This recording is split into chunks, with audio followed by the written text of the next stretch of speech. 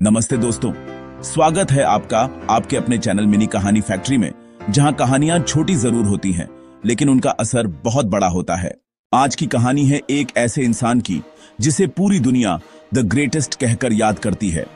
Mohammad Ali, boxing की दुनिया का बादशाह, जिसने अपने मुक्कों से ही नहीं बल्कि अपने शब्दों, अपने साहस और अपने फैसलों से भी इतिहास लिख दिया। 17 जनवरी 1942 को लुइविल, केंटकी में कैसियस मार्सेलस क्ले जूनियर के रूप में जन्मे अली का बचपन आम परिवार में गुजरा। 12 साल की उम्र में उनकी साइकिल चोरी हो गई और उन्होंने गुस्से में कहा कि अगर चोर मिला तो उसे पीट देंगे। पुलिस अधिकारी ने सलाह दी कि क्यों ना वो बॉक्सिंग सीखें। यही सलाह उनकी जिंदगी की दिशा बदल गई।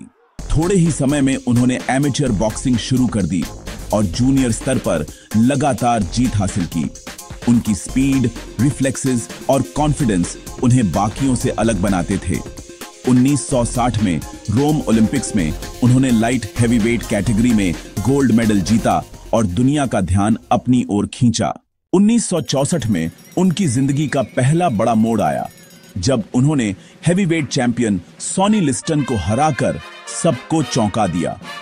लोग मानते थे कि अली लिस्टन के सामने टिक नहीं पाएंगे, लेकिन उन्होंने अपनी स्पीड और स्ट्रेटजी से ये लड़ाई जीत ली। यही वो पल था जब कैसियस क्ले ने अपना नाम बदलकर मोहम्मद अली रख लिया और इस्लाम अपनाया। इस फैसले ने उन्हें विवादों के घेरे में ला दिया, लेकिन अली हमेशा कहते थे, I don't have to be what you want me to be, I am free to be what I want. उनकी जिंदगी का दूसरा बड़ा झटका 1967 में आया।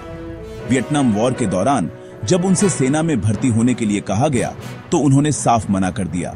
उनका मशहूर बयान था, I ain't got no quarrel with them Vietcong. इस फैसले के चलते उनका बॉक्सिंग लाइसेंस छीन लिया गया, टाइटल्स छीन लिए गए और उन्हें करीब 3 साल तक बॉक्सिंग से दूर रहना पड़ा। लेकिन उन्होंने अपने सिद्धांतों से समझौता नहीं किया। 1970 में अली की वापसी हुई और उन्होंने साबित कर दिया कि वो अब भी द ग्रेटेस्ट हैं।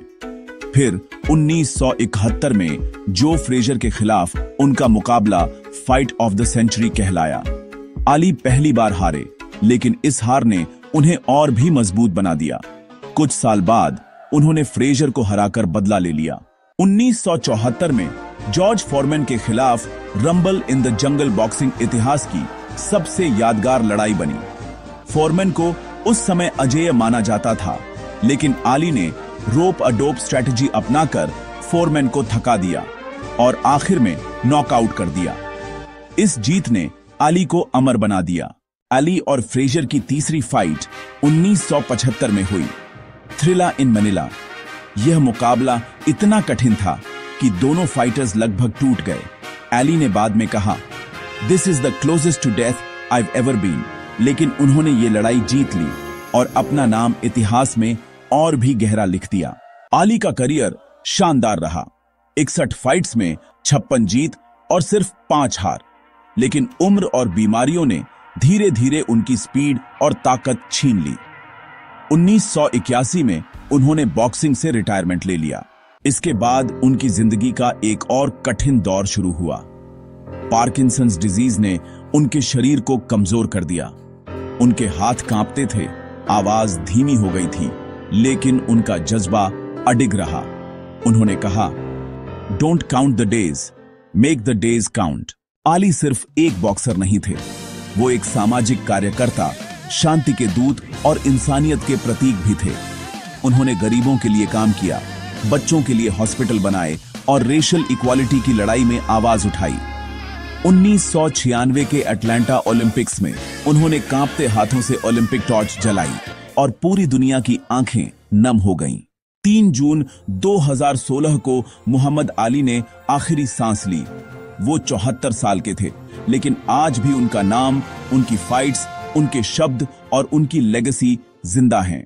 दोस्तों, मोहम्मद अली की जिंदगी हमें ये सिखाती है कि ग्रेटनेस सिर्फ जीतने से नहीं आती, बल्कि अपने विश्वास पर टिके रहने, कठिनाइयों से लड़ने और इंसानियत के लिए खड़े होने से आती है।